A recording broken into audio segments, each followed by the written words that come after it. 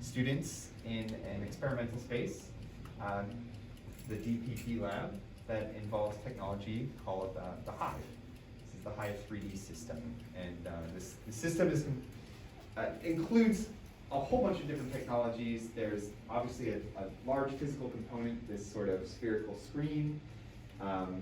There's a laptop that runs a 3D software specialized for this environment. Everything is sent from the computer to the screen via this super expensive and highly shiny mirror hanging from the ceiling. And our students today were challenged to, over the course of a week and only about an hour and a half of time using this tool, to think about how to present the concepts that they're going to talk about today while making use of this space. So this being a new tool, we're open-minded about the types of things we might hear, and like to think of this as a brave space. So we're interested to see how you rose to this challenge here. Each team will be presenting a concept developed in their studio course, or at least partially developed in their studio course for a bike rack. And that's about all I'll say about their actual concepts. Presentations will be about 3 to 5 minutes, and we'll have lots of time for discussion. I guess I should also mention, I forgot to mention about this Hive system. There are, and you'll notice, there's at least one student controlling the system with an iPad. Right, so they're the controller for this entire system. Actually, between the computer and the iPads, there are a whole bunch of different ways to manipulate this space. If you would like a better vantage point for the presentation, kind of the optimal space to stand would be somewhere between where I am now and somewhere over here, right? And this is so that when you're standing here, you're sort of surrounded, your whole field of view is taken up by our Hive screen. So I will probably stand somewhere in this optimal view, and others are welcome to join me instead. You're welcome to join as well. So I think with that, I'll turn things over to the team and take it away. This is starting spot. Hi everyone, I'm Sarah. I'm Chuck. I'm Katie. And I am Ben. And today we are presenting a bike rack concept to be placed in Celeste Courtyard. So this is the courtyard we were able to 3D scan here. Just gonna get a look high. So this, I'm just gonna call it like the chemical courtyard, because all 3 of the buildings, one on the left here, Celeste, or McPherson, Celeste, and then Newman, are all chemical laboratories, and this area that you see here is actually situated between 18th Avenue and then 19th Avenue, so it gets a lot of pedestrian traffic. And then as you can see, this little main sidewalk here is where most of the foot traffic comes from. And then just going down, our area does have a bike rack in it already, but just some issues with that current rack is it's a little bit boring. As you can see, they're just like these basic racks that you see around campus. It is situated kind of right on the edge of where you would be walking through on 19th Avenue or 18th Avenue here. So that's kind of what we were given with and given to improve upon. Cool. Okay, so if you could pan over to our concept, you can just Okay. if you'd like. Sure. Alright, so this brings us to Jackie's bike rack concept, which serves to pull from the environment and kind of emphasize the more natural parts of the space rather than the man-made and rectilinear pieces that surround it. So Jackie's bike rack, which we have expanded on here, pulls from the environment in that it's kind of shaped like tree limbs or tree roots and emphasizing more of the plant life and natural elements of the space. You'll notice that each individual bike rack is a different size and shape from its peers.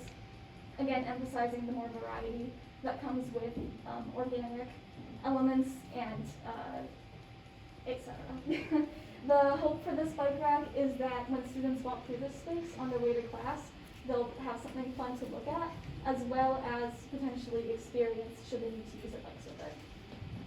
Alright, and so as you guys have all kind of seen by now, the bike rack is really inspired by the curvatry within nature, but this is the first time we're gonna get to look at it in like a real world environment. And so what we've done is we've taken our area of Celeste Labs in the chemical courtyard, and we've dropped our bike rack in on a true scale. When I say true scale, it might still be hard to get a picture of it with all the bike racks varying in different length, widths, and heights. So with that being said, I'll give you guys a little bit more information with that being said. And the max bike rack is about 38.4 inches. The shortest one is going to be about 19.2 inches. And the bike racks are all inspired by nature, so they're all kind of wider at the base. And the widest base we're going to see on a bike rack is about 12.4 inches, with the thinnest one being about 8.2 inches. And to try and help push this scale and concept even further, what we've done is we've dropped in a bike and a human accurately scaled to the bike rack, done by Anatolly, Larsen, and Rezki. And so credit to them for the human model and the bike model. But the whole point of dropping those in was to help give more concept, push the scale further, just to give a better real world example of what this looks like. And so how the bike rack works is you would place bikes on alternating sides of the bike rack on either side of the pole. So you could, in theory, store up to a minimum of 8 bikes. And with all that being said, I will toss it to Ben to give us a little bit more about the location of the bike rack. Thanks. So this courtyard, as was said previously, kind of serves as a bit of a green space, and it's also a major junction where a lot of people walk through. So we thought to invite people into the space and tie it all together, we put this bike rack here. Our original intention was to replace the bike racks that are already here. So here we have 3 locations set up. One where it already is between the 2 bike racks, and then the other positions, which would be replacing the bike racks that are currently there. Hypothetically, we could expand this as far around the green space as we'd like to. And the benefit putting more or less, more would draw people into the space and out of the space as they're walking to and from.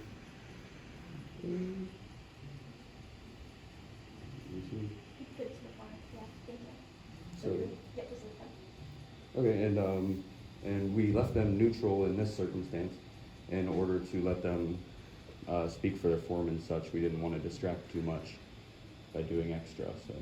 When you say you left them neutral, what do you mean? In the sense of color, so. Oh, the color of the bike rack is not what it might be. Right now, we're currently focusing on Yeah, but we size, didn't scale, wanna- shape, and positioning over aesthetics. Yeah, okay. So we didn't want to do that. The big thing that we're trying to focus on in this presentation is potential locations and how humans will be able to interact with it. Okay. And the shapes serve to contrast the shapes of the buildings. So rather than everything around it is very straight and square, the bike racks themselves are kind of organic and flowing and reference the nature around them, the shapes of the trees and such. So. In terms of location as well, which Ben touched a bit on, you can kind of see we have labeled locations 1, 2, and 3. And so we currently have bike rack placed in location 1, as if we were going to keep the current bike racks there. Okay. But if we were to replace them, we would go in locations 2 and 3. Can we see where locations 2 and 3 are? Yeah, so. This is one right here, is like where the rack is. Location That's 2 would be where the current bike rack is closer to 18. Location 3 would be on the farther, closer to 19 on the curve there, Right. where the other current bike rack is. In a perfect world, we would have loved to demonstrate showing the bike rack in all 3 areas without the bike racks being there, but we didn't want to take away from the form and what we wanted to talk about. So we left the bike rack in an open area where you could actually see it and get a feel of it, rather than overlapping concepts and objects that take away from what we wanted to emphasize in the presentation. And going up the other option, to have it just in location 1, which is where it is right now, or locations 2 and 3, which is where the current bike racks are. And then the third option is having bike racks in locations 1, 2, and 3, so that it wraps the edge of the courtyard. So that's when students pass it, they are surrounded, it covers the edge of the courtyard. Okay. Okay, so if that's covered, then to conclude our presentation, we just wanted to use these bike racks as a way to further emphasize the nature aspect of this courtyard that is kind of somewhat of an oasis tucked away in the middle of all the buildings and roads and man-made maybiness of North Campus. So the hope is that one day students will be able to, if only for a moment, be completely immersed in nature as they walk through and potentially utilize the bike racks in this space. All right, Thank you. thanks. So I have a couple questions, and I'll invite, well, Seb, you're welcome to ask, and the other team who's in here, to have a discussion about this concept. And I do think you've done an effective job of orienting us to this space, at least, and I can tell where, at least right where this first proposed location is. Even my first question, if I could start, and we can kind of open it up, is in its proposed location, 1 or 2 and 3, are you suggesting that like Ohio State would dig up the other bike racks and get rid of them? So that's why we have them labeled location 1, 2, and 3. So the one that makes the most sense right now, and not replacing the current bike racks there, because that would be an extra cost and construction, and it would have to close off the area, is we just put a new bike rack in between them. But should something happen where all the bike racks get damaged or they're really just rusted and need replacement, then that's when we would take them out and replace with a new concept. Okay, so right now it's kind of adding this bike rack in between the other 2 bike racks expands some of the bandwidth of, how many bikes can come through. Did you explore any of the other locations around here for bikes? In our time in the Hive, we did discuss it. Yeah, Like where did you look? Can we go there? Yeah, you got it? One of Yeah. the examples that we've talked about was like, it probably wouldn't make a lot of sense to put a bike rack like at the top of this ramp. Hmm. I mean, even though Oh, wow. it's Yeah, I like, can read that. Yeah, that'd be cool. Right. Yeah, there's the panic button. There we go. Thank you. Yeah, going off what you were saying, Ben, there's like 2 ways to get up there, which is the railing there, or 3.